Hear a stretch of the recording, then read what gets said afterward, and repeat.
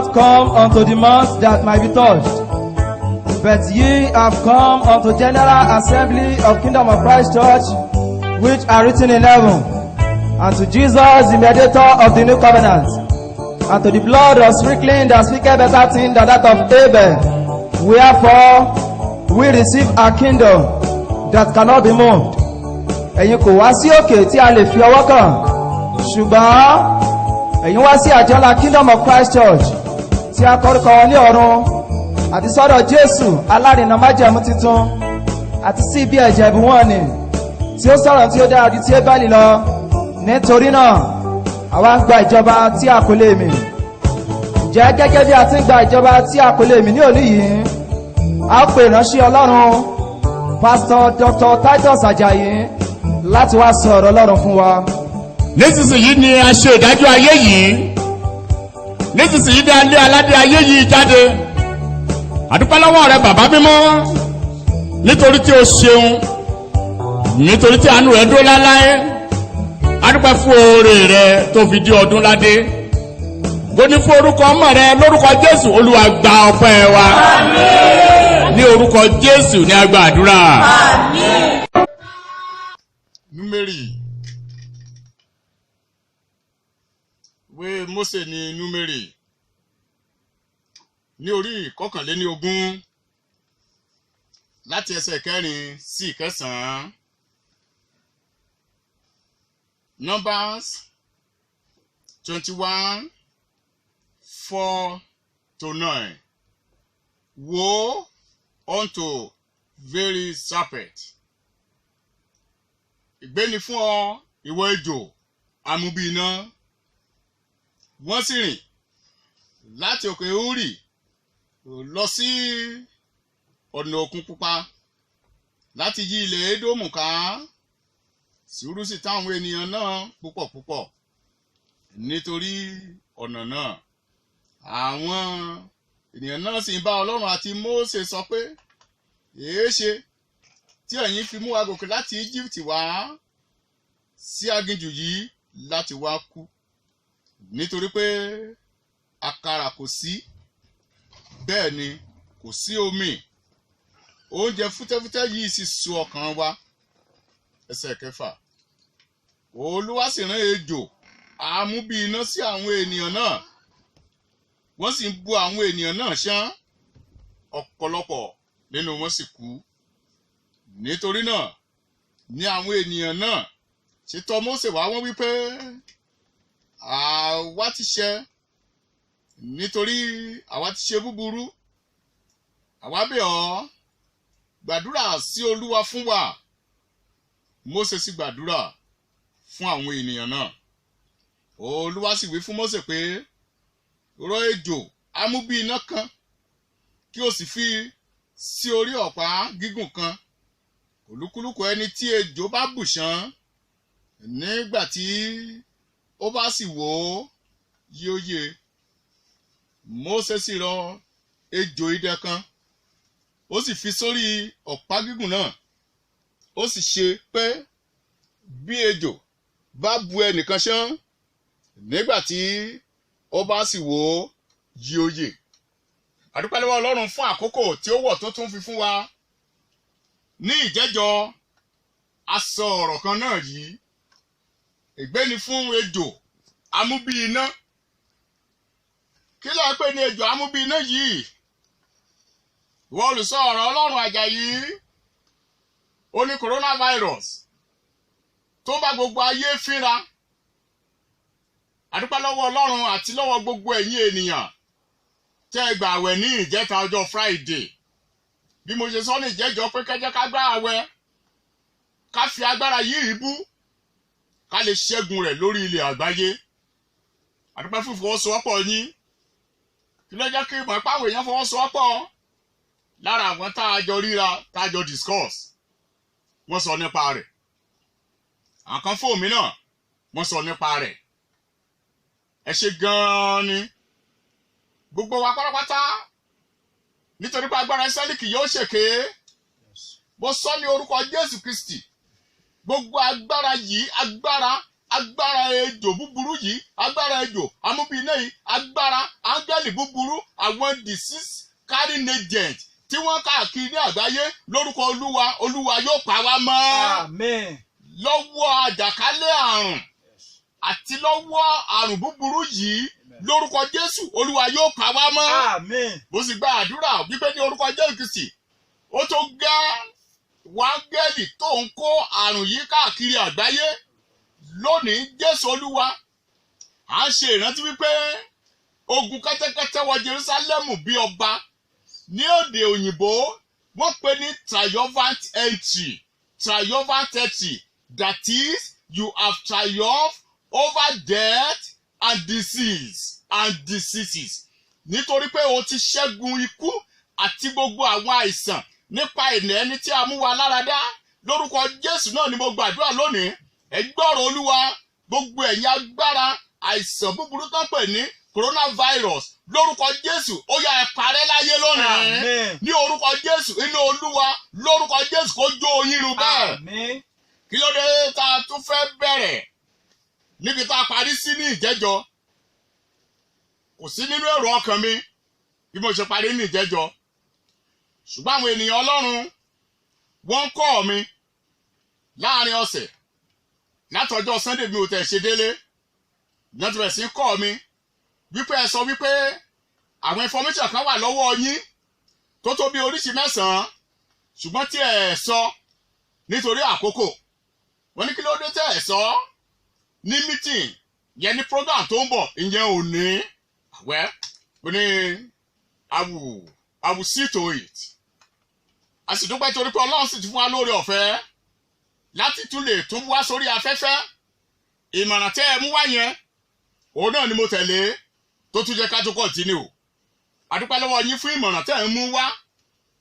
Ìmọ̀ràn yẹn wọ̀ wá létí nígbà tí jẹ́ pé alájọrú àjàgà kan náà ni wá, alábàáṣiṣẹ́ pọ̀ kan náà ni wá. Mo dúpẹ́ lọ́wọ́ ẹ̀yin ọmọ Ọlọ́run ní Kingdom of Christ Church tẹ́ ẹ̀ kọ́ mi láàrin ọ̀sẹ̀ tẹ́ ẹ sọ pé ká béèrè àlàáfíà mi ni. Àlàáfíà la wà, àlàáfíà ni mo wà, àlàáfíà la ríra, ọpẹ́ ni fún Olúwa Ọlọ́run àlàáfíà. Now ẹ jẹ́ ká tó pẹ̀ síwájú nítorí àwọn ìbéèrè tí wọ́n fi síwájú mi lórí ọ̀rọ̀ coronavirus lẹ́yìn àwọn gbàdúrà. Ẹ jẹ́ kí n bẹ̀rẹ̀ ní apá àkọ́kọ́. Àgbógbó ní coronavirus lè mú jù. Àgbógbó ló lè mú jù. Gbogbo èèyàn ló lè mú, àtọmọdé àtàgbà. Ṣùgbọ́n àwọn wo ló lè mú jù? Àwọn ò ní ẹni tó bá ní heart problem, ó lè tètè mú, ó sì lè tètè pa á. Ẹni tó bá ní diabetes, ìtọ̀ ṣúgà, ẹ jẹ́ kí n máa sọ Yorùbá sọ English. Please bear with me. Heart problem, ó ní ẹ tó bá ní àìsàn ọkàn, ó lè tètè mú, ó lè tètè pa á. Ẹ tó bá ní diabetes, ìtọ̀ ṣúgà, àtọ̀gbẹ, ó lè tètè mú, ó lè tètè pa á. Respiratory infection or respiratory disorder, ẹni tó bá ní àìsàn tó jọ mọ́ mímí bíi lungs problem, tó ní àìsàn kíndìnrín, tó ní àìsàn bíi kíkún mọ́ sun nínú ènìyàn púpọ̀ jù ní gbogbo ìgbà, and some others. Torí time, ẹni tó bá ní cancer, ó lè tètè mú, ó sì lè tètè pa á.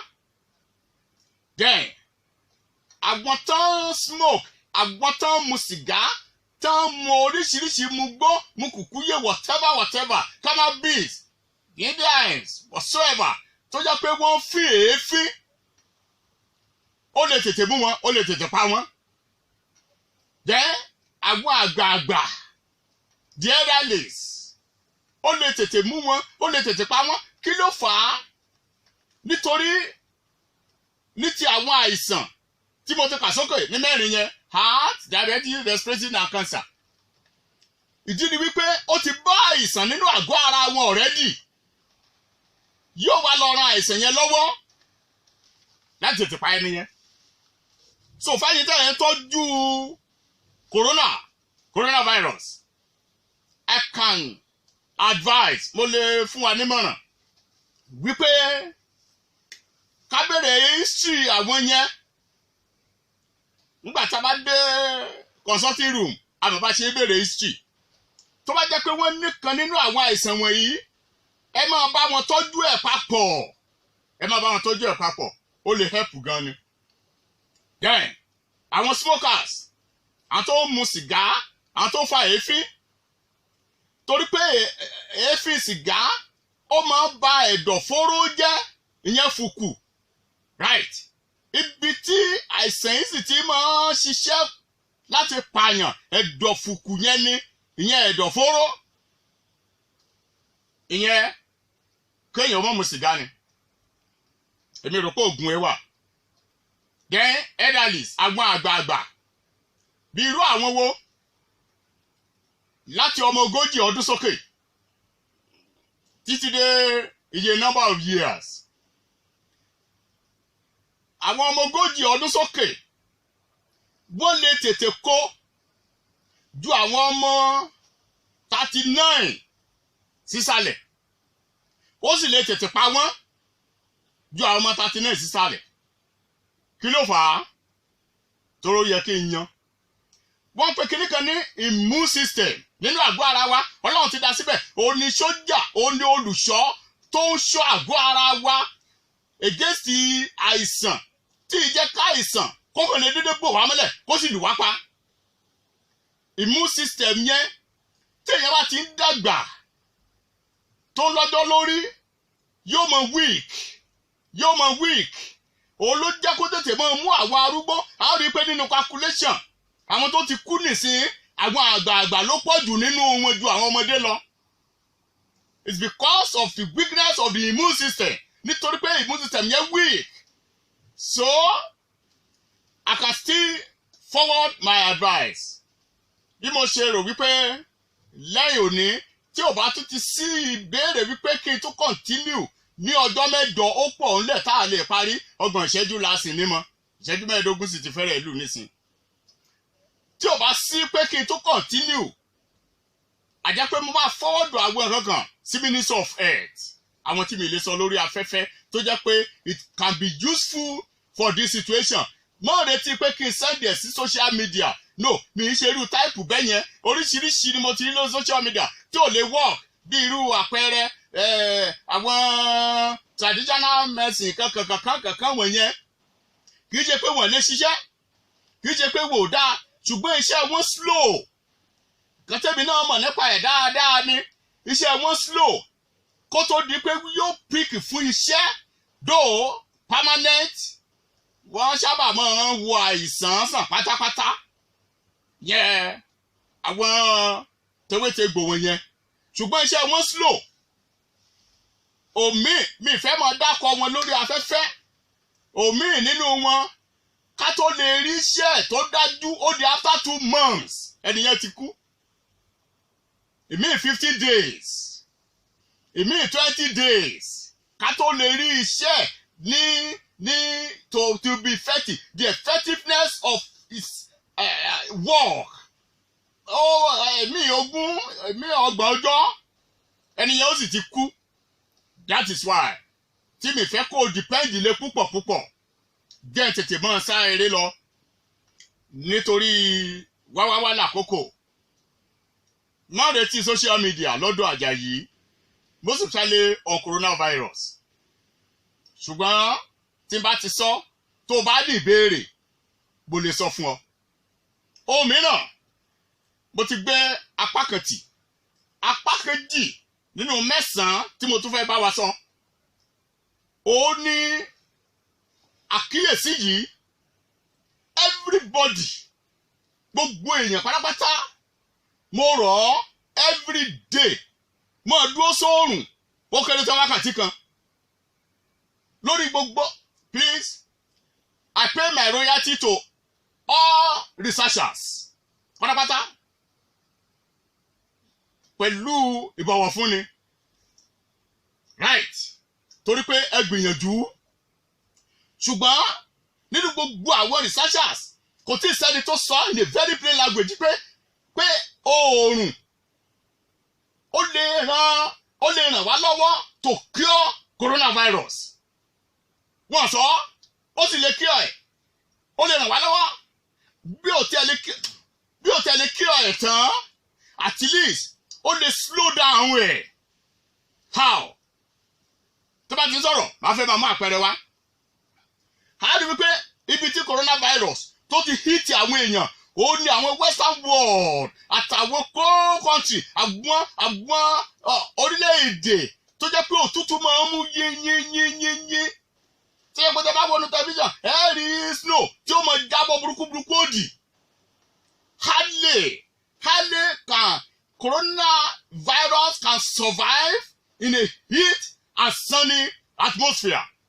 Ọ̀nà jìn kí ọ̀nà jìn kó tó lè yè kó tó lè ní ìyè nínú kó tó lè ṣọṣẹ́ níbi tó òòrùn bá ń ràn tí ń ràn kì í ṣe heat nìkan oòrùn gan in particular oòrùn lágbára lórí ẹ̀. So I want to give this advice every blessed day ní gbogbo ojoojúmọ́ ní wípé ó kéré tán láàrin wákàtí kan ó dúró sóòrùn ó ràn ọ́ lọ́wọ́ gan. How? Bó ti sọ kan eléyìí kan gba ayé ẹ rí wípé àwọn ibi tí coronavirus tó ti ṣọṣẹ́ jù lórílẹ̀-èdè Nàìjíríà ibi tí oòrùn ò ti pọ̀ púpọ̀ ni bí ọ̀dọ̀ wa ń bí apá ìwọ̀ oòrùn níbí. Take for instance ṣebí Lagos wọ́n ti rìkọ́dù 115 as at now.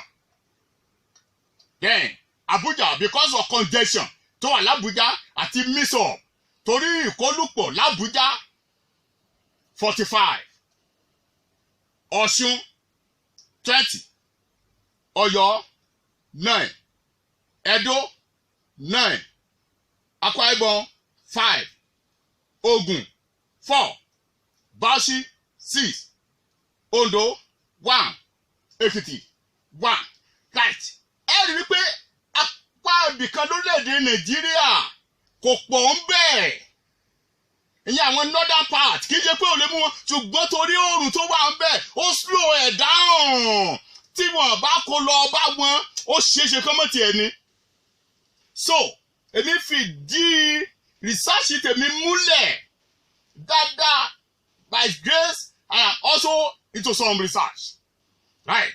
Ẹ jẹ́ kí n tẹ̀ pa ẹnu ọmọ díẹ̀ kí n túbọ̀ sí apá mi náà torí wáwáwá òun ni àkókò yìí tó ń lọ bó sì ṣe ń lọ yẹn a ní fi àkókò yẹn a ní fi sílẹ̀ láì gba àdúrà. Tó bá sọ pé kó o máa lo mouth cover or nose cover máa lo face cover máa lo wàfà ní ara rẹ ni. Ṣẹ́rí coronavirus ó tóbi ní káfí in a microscopic view káfí wò ó tóbi ju nǹkan tí ó lè wọlé sínú nẹ́ẹ̀tì mouth cover yẹn lọ. Anyway téèyàn bá tẹ̀ ṣẹ́ handkerchief yẹn sí méjì tó bá fi bo imú kò lè wọlé torí pé ó tóbi. Àwọn virus wọ́n máa ń tóbi jura wọn lọ òun sì wà lára àwọn tó tóbi. Then ó lè mọ́ gífù sign. So mo sọ pé kẹ́nìbọ̀dì mo sọ pé nígbà tó ń bá tó rí sign pé òun wúkọ́ òun sí òun dá mi lẹ́nu no. Regular check up. Ẹnìkan sọ pé bóòlù ó ṣe fẹ́ ṣe check up.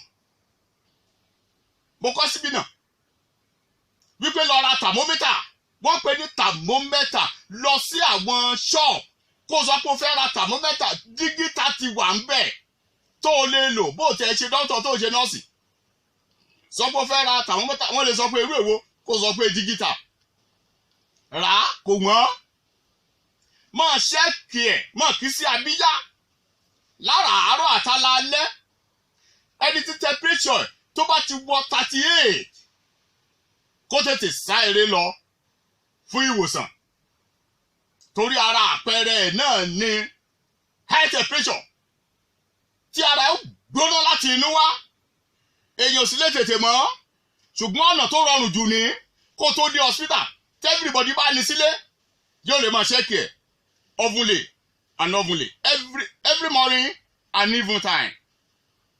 ẹ jẹ́ kí n tún sọ òmíràn tó tún lè fi tètè máa ṣẹ́kì ara rẹ ní pé kó máa mí sínú tó bá mí sínú yẹn kó wá sá èémí yẹn tó bá mí sínú to breathe in and hold it breathe in and hold the breathing mí sínú kó wá hold it kó sẹ́mi for how many seconds just 20 seconds ti tó ìṣẹ́jú àáyá 20 lẹ́yìn yẹn tó o bá ti wúkọ́ tó o máa mí gúlegúle tó o máa mí ẹlẹ́lẹ́lẹ́lẹ́ you are okay.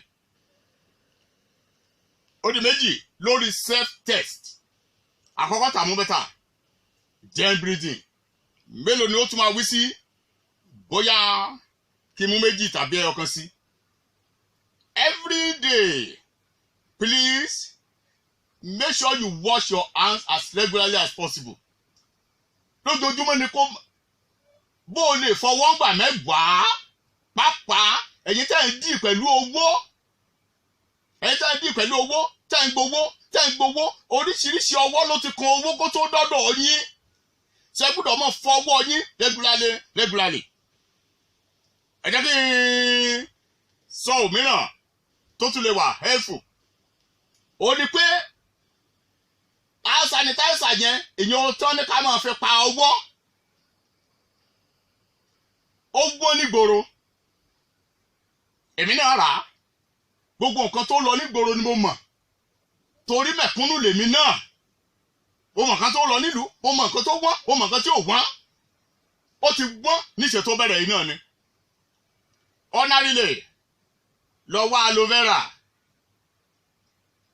tó bá rí wí aloe vera 2 sí 3 ẹ̀sìn náà ṣùgbọ́n eléyìí tó ṣẹ́jù ní aloe vera lélẹ́yìí tó bá ti tó bí 5 years ṣùgbọ́n bó òró ní 5 years iye eléyìí tó bá ti rí iye ọdún tó bá ti rí ìsìn náà mú bí 2 tàbí 3 kó lọ èyí tẹ́ ní blender ó lè ràn yín lọ́wọ́ gan kó gé kéèké kó wá blend yẹ kó sínú àjọ téèyàn fi ń jọ èlùbọ́ á lè jẹ́ kí omi ẹ̀yẹn kó ráyè ro sísàlẹ̀ omi ẹ̀ tó bá ro sísàlẹ̀ yẹn wá ọtí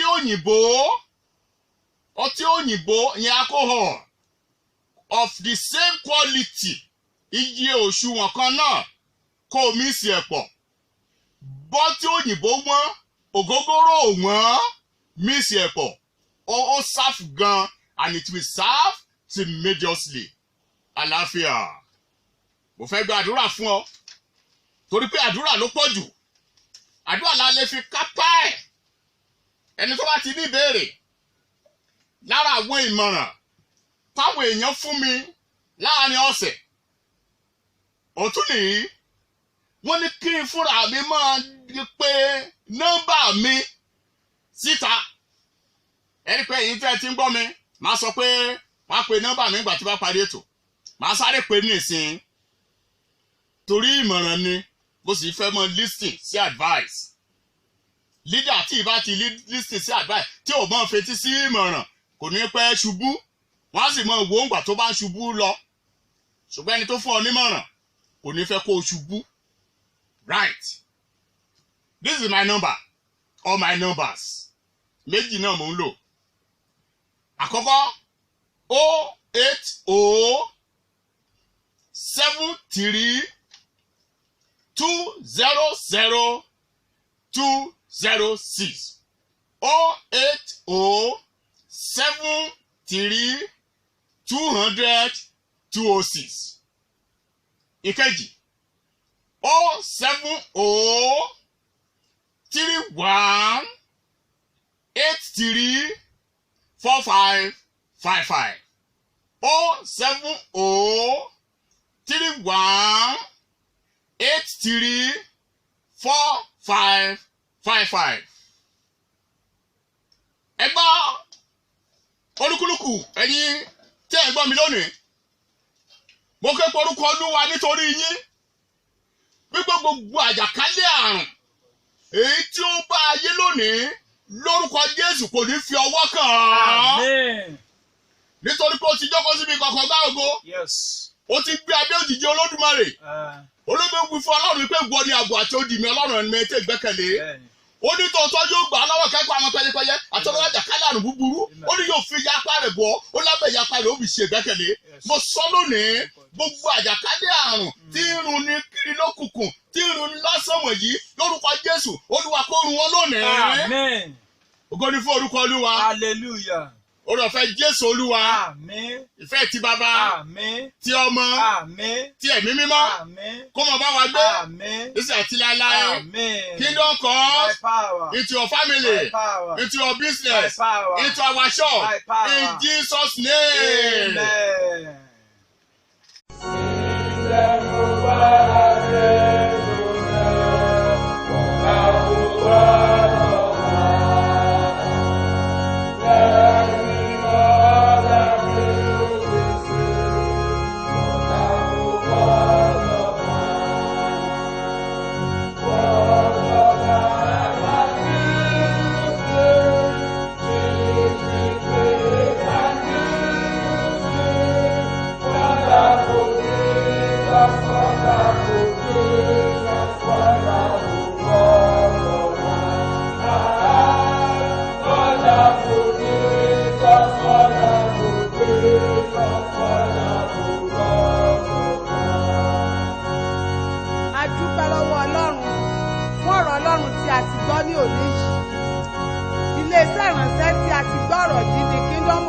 Church ní Fọwọ́rọ̀gùn ní ìlú Ìbàdàn. Tí a bá ti bọ̀ láti ibikíbi kí a sọ̀kalẹ̀ ní Ọlọ́run ṣògo Lagos Expressway kí a gun ọ̀kadà tó ń lọ sí Olúńlọ́yọ̀ọ́ kí a sọ̀kalẹ̀ ní Jẹ́gẹ̀dẹ̀ Bofast petrol station kí a béèrè ibi tí a ti gun ọ̀kadà Kingdom of Christ Church. Tí ó bá ṣe wípé ọ̀rẹ́ méjì ni a gbà wọlé ọ̀rẹ́ méjì Expressway kí a sọ wípé à ń lọ sí oríta mẹ́rin. Tí a bá dé oríta mẹ́rin kí a sọ wípé à ń lọ sí Fọwọ́rọ̀gùn Kingdom of Christ Church kí a sọ̀kalẹ̀ níbẹ̀. Tí a bá sì tún fẹ́ mọ̀ sí nípa Kingdom of Christ Church a lè pe ẹ̀rọ ìbánisọ̀rọ̀ yìí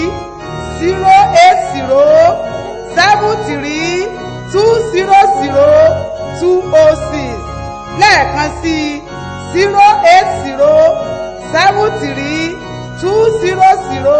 08073200206.